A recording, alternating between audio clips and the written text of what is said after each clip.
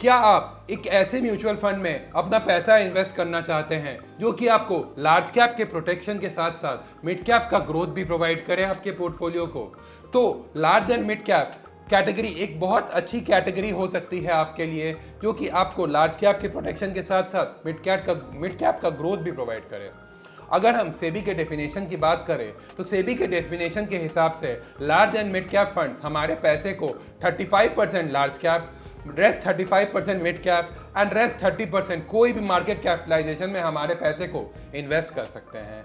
आज के इस पर्टिकुलर वीडियो में हम लोग 27 ऐसे large and mid cap funds के पोर्टफोलियो को डिस्कस करेंगे एंड उसमें से top 3 large and mid cap funds के बारे में बताएंगे, जो और उस पर्टिकुलर फंड्स का हम लोग market cap allocation, sector allocation, stock portfolio, alpha, beta, PE ratio, ये सारे चीज़ों को हम लोग जानेंगे। तो वीडियो काफ़ी इंटरेस्टिंग रहने वाली है, तो इस वीडियो पे अंतिम तक ज़रूर बने रहिएगा। हेलो एवरीवन, मैं देवांशु रॉय इन्वेस्टमेंट सॉल्यूशन से आज आपके लिए एक नए और इंटरेस्टिंग टॉपिक ऑफ डिस्कशन लाया हूं, जो कि आपके पैसे को जल्दी से जल्दी ग्रो करने में आपको हेल्प करेगा। तो चलिए आज का वीडियो हम लोग शुरू करते हैं। बट शुरू करने से पहले अगर आप इस पर्टिकुलर चैनल पर नए हैं तो इस चैनल को ज़रूर सब्सक्राइब करें एंड इस वीडियो को ज़रूर लाइक करें, ताकि मैक्सिमम टू मैक्सिमम लोगों तक ये पर्टिकुलर वीडियो रीच कर सके। तो चलिए आज का वीडियो हम लोग शुरू करते हैं।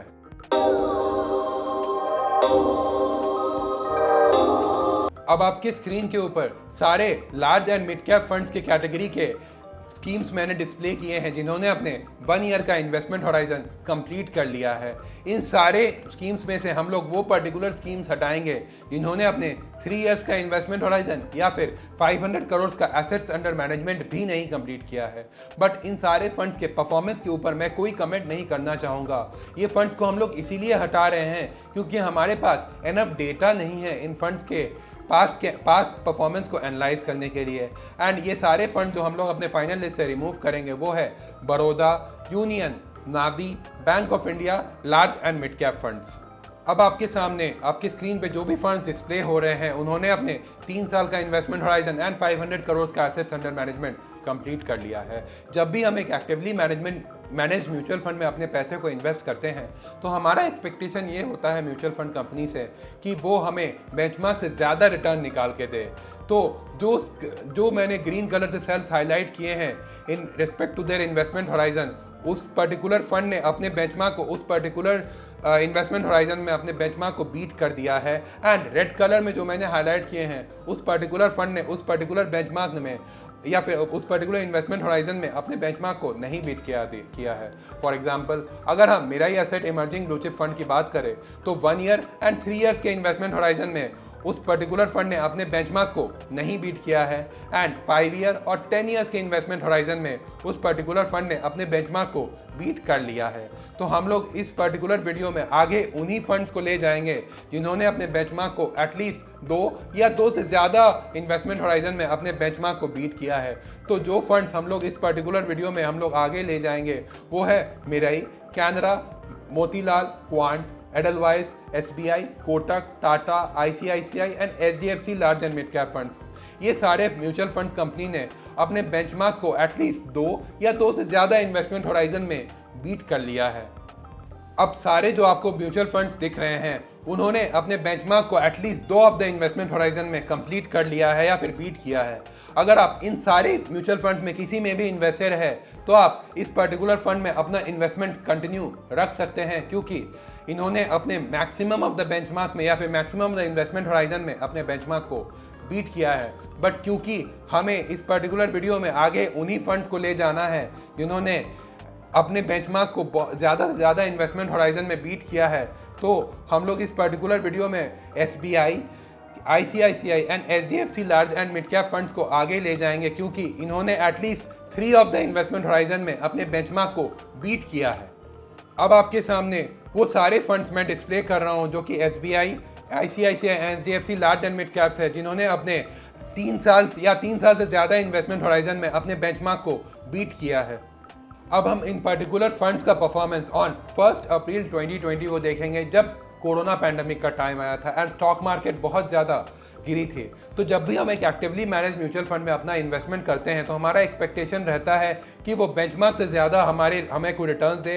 एंड अपार्ट फ्रॉम दैट, अगर कोरोना पैंडमिक टाइम एक पर्टिकुलर फेज आया तो भी हमें हमारे रिटर्न्स को बहुत अच्छे से प्रोटेक्ट कर पाए। तो अगर हम ICICI and HDFC large and mid cap funds की बात करें तो ये 1, 3, 5 एंड 10 ईयर्स के इन्वेस्टमेंट होराइजन में, चारों इन्वेस्टमेंट होराइजन में हमारे फंड को अपने बेंचमार्क से ज़्यादा गिरा था। दैट मीन्स कि हमारे फंड को वो बहुत ज़्यादा अच्छा प्रोटेक्शन नहीं दे पाए थे। Whereas on the other hand, अगर हम SBI large and mid cap fund की बात करें तो ये 1 ईयर, 3 ईयर एंड 10 ईयर्स के इन्वेस्टमेंट होराइजन में हमें बेंचमार्क से ज़्यादा रिटर्न दिए थे, या फिर हमारे पैसे को बेंचमार्क से ज़्यादा अच्छे से प्रोटेक्ट कर पाए थे।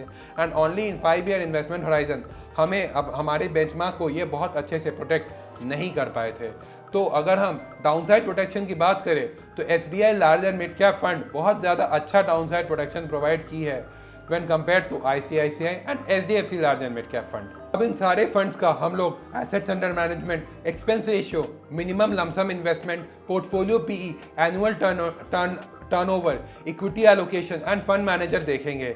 तो अगर हम SBI large and mid cap के फंड की बात करें तो SBI large and mid cap का एसेट्स अंडर मैनेजमेंट काफ़ी ज़्यादा है when compared to ICICI and HDFC large and mid cap fund. अगर हम एक्सपेंस रेशियो की बात करें तो expense ratio SBI large and mid cap fund का कंपैरेटिवली कम है when compared to ICICI and HDFC large and mid cap fund. अगर हम मिनिमम इन्वेस्टमेंट की बात करें तो minimum investment SDFC large and mid cap fund में हम लोग 100 रुपीज़ से ही स्टार्ट कर सकते हैं। अगर हम पोर्टफोलियो PE की बात करें तो पोर्टफोलियो PE SBI का 42.13 है। दैट मीन्स कि SBI म्यूचुअल फंड बहुत ज़्यादा ग्रोथ बेस्ड इन्वेस्टिंग में हमारे पैसे को इन्वेस्ट करते हैं, या ग्रोथ बेस्ड स्टॉक्स में हमारे पैसे को बहुत ज़्यादा इन्वेस्ट करते हैं।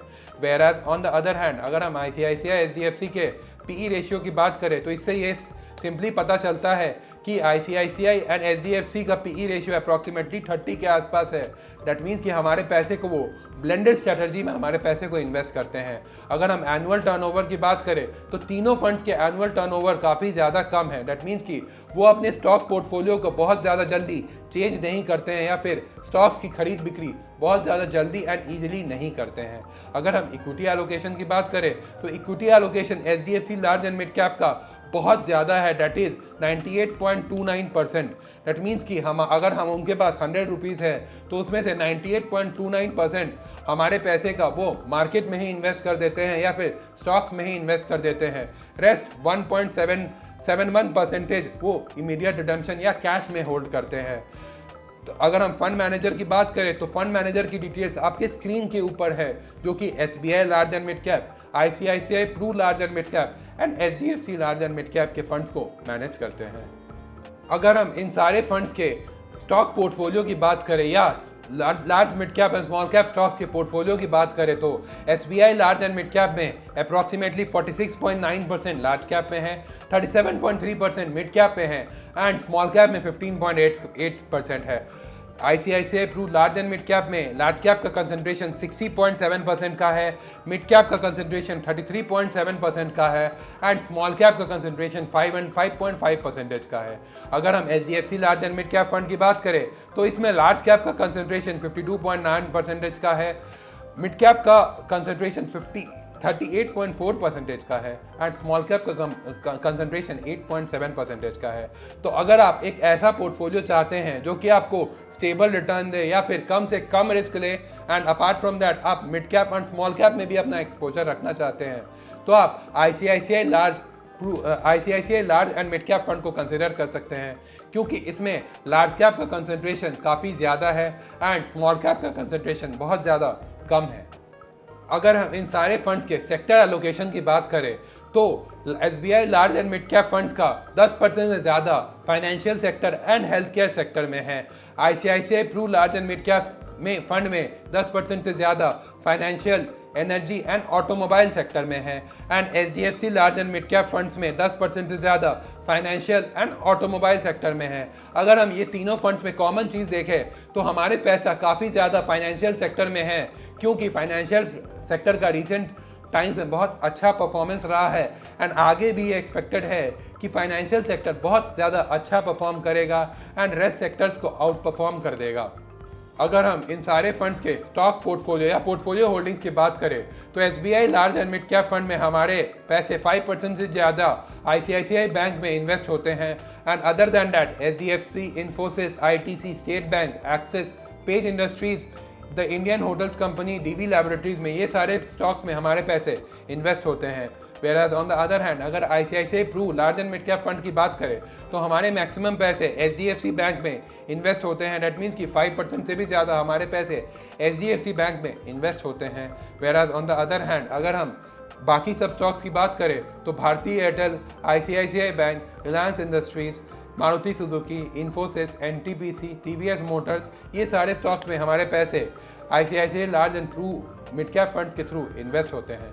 अगर हम HDFC large and mid cap funds की बात करें तो हमारे पैसे 5% से भी ऊपर HDFC बैंक में इन्वेस्ट होते हैं।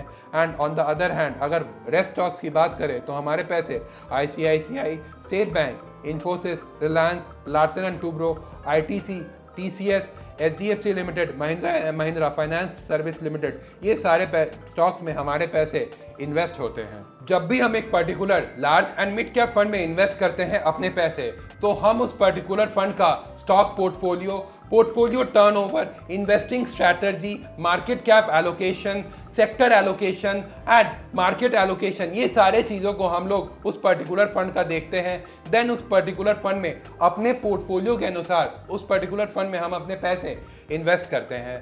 तो कोई भी पर्टिकुलर फंड 1, 2 या 3 नहीं होता है। ये जस्ट जो मैंने बताया है इस पर्टिकुलर वीडियो में उन फंड्स के पास परफॉर्मेंस का रिकॉर्ड है एंड आगे इस पर्टिकुलर फंड को कैसे वो परफॉर्म करेगा इसकी कोई गारंटी नहीं है। अगर आपको ये वीडियो अच्छा लगा एंड इन्फॉर्मेटिव लगा तो इस वीडियो को ज़रूर लाइक करें एंड इस चैनल को ज़रूर सब्सक्राइब करें अगर आप इस पर्टिकुलर चैनल पे नए हैं तो।